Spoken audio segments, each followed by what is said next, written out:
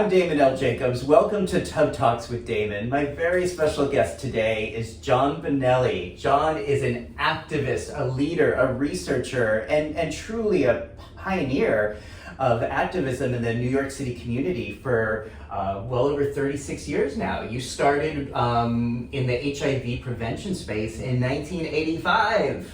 Actually, in Connecticut and New York. Tell us what that was like. I mean, how did you begin this long, windy road? Well, in '84, I came out and I didn't feel comfortable in Hartford, Connecticut, so I took a Greyhound bus to San Francisco. Wow. And lived in Berkeley, actually, with a friend. I took a semester off from college at Trinity College in Hartford. And then came out there, but en route went to Brandeis and went to an educational session given by someone living with then early HIV. It was gay. I mean, I think in the 80s it was just called AIDS, right? Or AIDS, GRID. yeah. We didn't even have the word HIV. At that point, I don't even know what word to use, but thank goodness en route I went to that and I learned about it, and it kind of led to added precaution. Wow. So then when I returned from Berkeley, I was an activist on college campus, and then graduating from there, we worked on civil rights for LGBT issues in Connecticut, and then a lot of other AIDS policy issues, and then finally back to New York, to New York in '96, and then I've been here and back and forth actually for all that time and working on HIV/AIDS and gay LGBT and progressive advocacy and research. So I mean, I think it's rare to see someone who's dedicated the majority of their life to helping in the way that you have done in these different spaces. You and I met in the research space. Yes, we did. Recruiting and educating for HIV vaccine trials. And you were one of the stellar recruiters. Well, we had a great team. Yes, we did. But you know, we had your ability and interest. You were able to like stop anyone on the sidewalk in New York City and talk about sex and HIV prevention and vaccine research. And I just thought, you know, and you trained other people to be able to do that as well. And I'm still able to do it. Yeah, so how did you, I mean, does that come naturally to you? Or how did that feel like that was a product of your many years of involvement? Or how? I think my father, first of all, who couldn't read or write, but he had amazing social skills and connect, ability to connect with anyone. Mm-hmm. I think I learned a bit from there, and then as an altar boy in Catholic church, I was in front of people all the time, and I was the head altar boy. And then in college, high school, ran for college, high school president, and then in college first year. So I think I had this drive to meet people, connect. And then I ran for city council in Hartford in 1989. What? At 26 as an openly gay candidate. Whoa. But I lost. You didn't know that. So did anyone, had there ever been an openly gay candidate in Hartford, Connecticut before? For a citywide office in the state, no one had done it. That year, a man got elected in the Yale district in New Haven, Michael Moran, and he was out. But I ran, and it was very visible in the media. And did you get? I mean, this was the '80s. Yeah. What kind of feedback did you get for that? Well, and I ran in my hometown where I grew up. So that's great. Yeah, it was. People, I kind of was driven and motivated by the life and times of Harvey Milk after seeing that, and then we had a progressive coalition, so called People for Change, and that coalition embraced LGBT issues, and then, well, really LG at the time, but oh my God. and then we pushed, and it was challenging, but it was one of the most exciting activist periods. Wow. Okay, so you have lived out and proud for well over 40 years now, or about 40 years. Yeah, what's the math? Less than 84. 84. So about 37 years now. Thank you. You're good with math. What? Sometimes.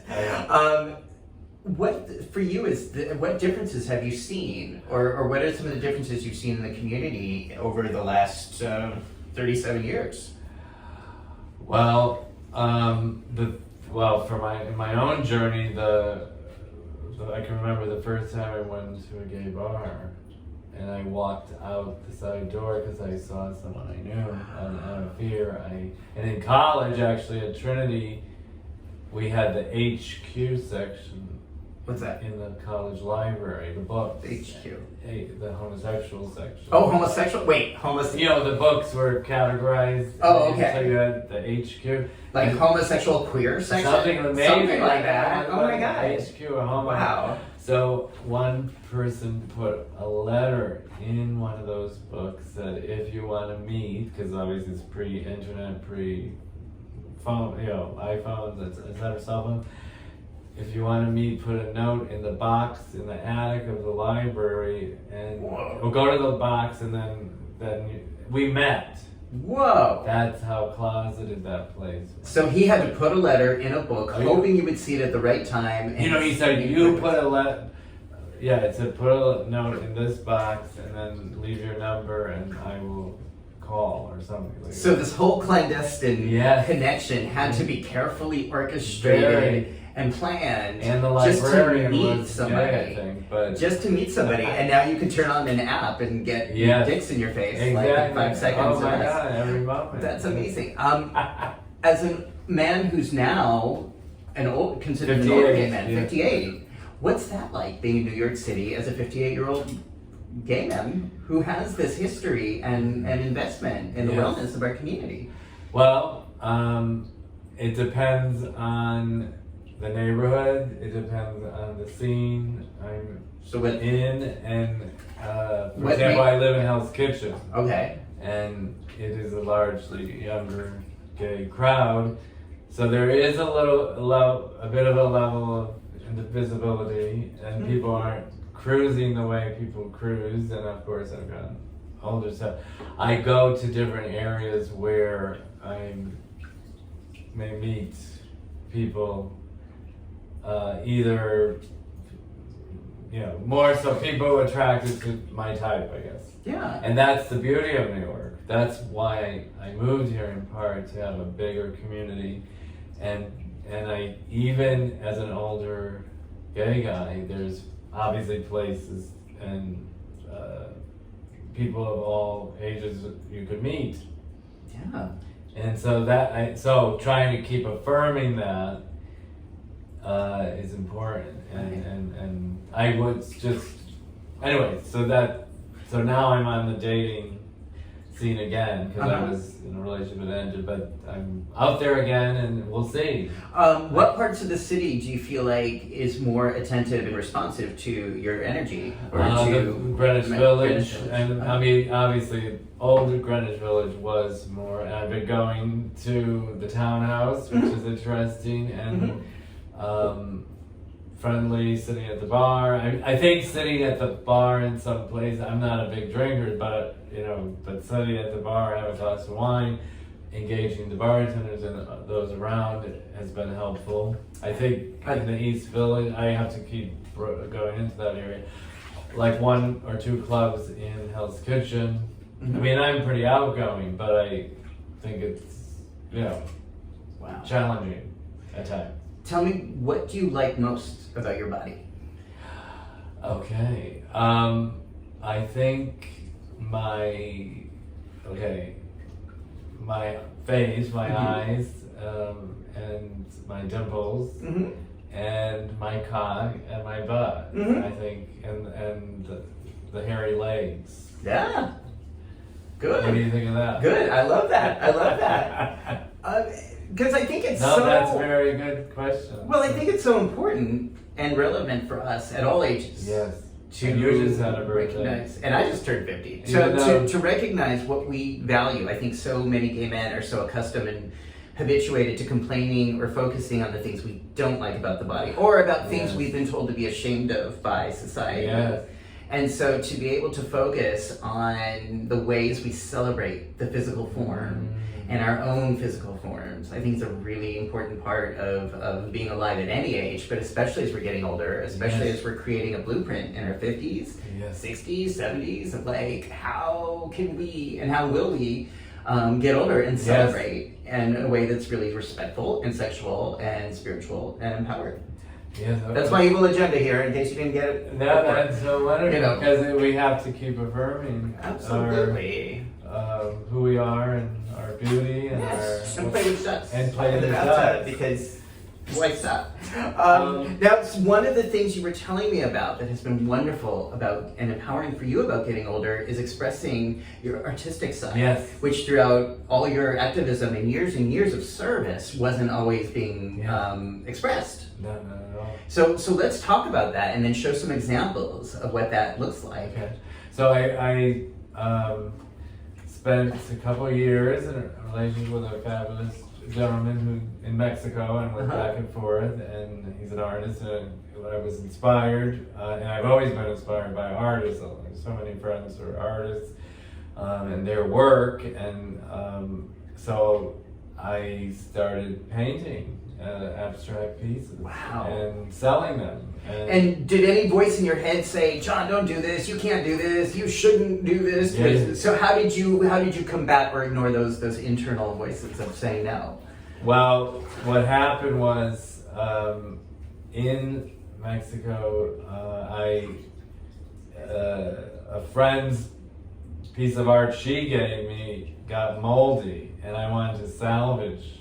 And I took it and pasted it over a photograph of Washington Square Park that I had done. That I had actually sold a couple of those photos prior to this new venture. And I pasted it on there, and I liked the design. And then secondly, I was high, and I was a paranoid, and my then partner redirected me to paint, and then he affirmed what I had done, and then that kind of got me going. And then observing him all the time, and the passion of that relationship, I think, inspired me. And then I was thinking, can I have this alternative path, being in both places? How can I also make money and express creativity? Wow. And so that so yeah, there were the shows. Then a friend in Connecticut, I wanted to do my first show, and it was at his house, and my friend Alberto, you met Alberto. Oh yeah! He helped. Cheers to Alberto! And Come to the tub. You got an invitation to the tub. Alberto. Yes. All right. Yes. And then that was also affirming. So then I learned it's in the eye of the beholder. So certain pieces, some people loved, like other pieces, other people loved, and I said, I'm going to just take any negative energy and just focus on where it gets affirmed. And I have to keep learning and growing. But how do you feel when you're doing it? It's transcendent. Yeah. It's peaceful. It's like working on other sides of the brain. Well, I mean, I think a lot of that creative energy has gone into the activism, and now it goes on the canvas too. Wow. Okay, so that brilliant service energy that has been focused primarily on activism, which is a very creative endeavor, but now you've given yourself that space to create in different ways. Yeah.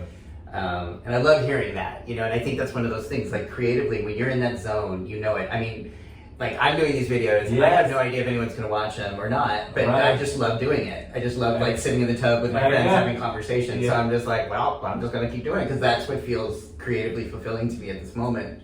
And that to me is what's like really fun. Which is why you've lived and pushed yourself to do what you wanted to do at many steps. But definitely when I was younger, would have been afraid to do something like this. You would have. Earlier in my career, fears of what, this is not what a therapist does, this is not what an educator does, this is not what an activist does, and now I'm just like, well fuck that. It's like, I am 50 and I'm going to express myself creatively in ways that I think make sense, that feel right, and just kind of trust that process. Doesn't mean everyone's going to like it, doesn't mean anyone's going to watch it. But, so why don't I'm going to give you a towel here so you can dry up your hands, and we have some examples of your work.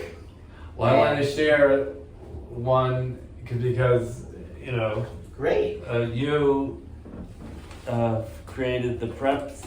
What's the example? Prep Facts, Rethinking HIV Prevention and Sex. And then when you transitioned, because you had committed how many years? 7 years. 7 years. Day and night without a break. Without a break. And I said, oh my God, he's helped so many thousands of people. So then this image came, which you saw a bit of angelic. I see the sexual liberation piece, which is kind of the same. The both celebrate angelic and sexual liberation. The cock there, but also it's copper, and then surrounded in many ways by nature and the heavens. And, beautiful. And then there's some pink in there, which I think for pink pride, your LGBT pride, you've been such a leader. Thank you. So put this that's over here your so it gift. stays dry. Thank you. I love that. What else? What else have we got here? And then did I have it the right way? Oh, so then got wet. Sorry. Just I've been doing little dogs. I have a dog, Donatella, and she keeps popping. She's 16. Speaking of aging, so I'm also dealing with that process. She's blind. And then this was an early nature piece. I was surrounded by nature in Mexico, Brazil, and in New York. New York, we find such natural beauty, and this is a sunset scene, and it just seems so peaceful to me. Love it. And then this is kind of emerging, but I don't know when you. I saw one of your posts about aging. And actually I had found a mask that looked like this older man and gave it to someone, and actually I kind of see a little bit of myself in that guy, and he's kind of towering over nature too, and the heavens, and so there's something about looking over, and. So the aging process is in that piece. That is beautiful. Thank you for sharing. If people want to see more of your work and follow more of your projects, how can they do that? Instagram, beauty, Beauty, the letter N, and then gratitude. Beauty and gratitude. Okay, so if you're watching this on YouTube, the links will appear underneath. Okay. And if not, go look it up. Beauty in Gratitude on Instagram. I kind of do it. Beauty and gratitude. Beauty and gratitude. Something Love like that. Love that. If you could go back 37 years when you were on the bus to Berkeley and give yourself one piece of advice, what would that be? Wow, this may.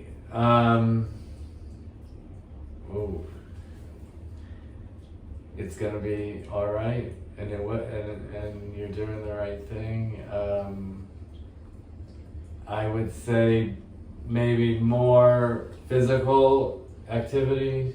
Do that to stay healthier in all different ways. But other than that, I don't think it's been an amazing journey. Yeah. All right. Well, thank you for being a guest. We'd love to have you back on the tub. Oh, this has been wonderful. Well, thank you, John Bonelli. You all have to get into conversations, and if people want to be a guest, just send me an email and we'll talk. But thank you. I hope people follow your page on Instagram. Thank you so much. And thank you for tuning in to this episode. Stay tuned for the next episode of TED Talks with Damon. Bye bye.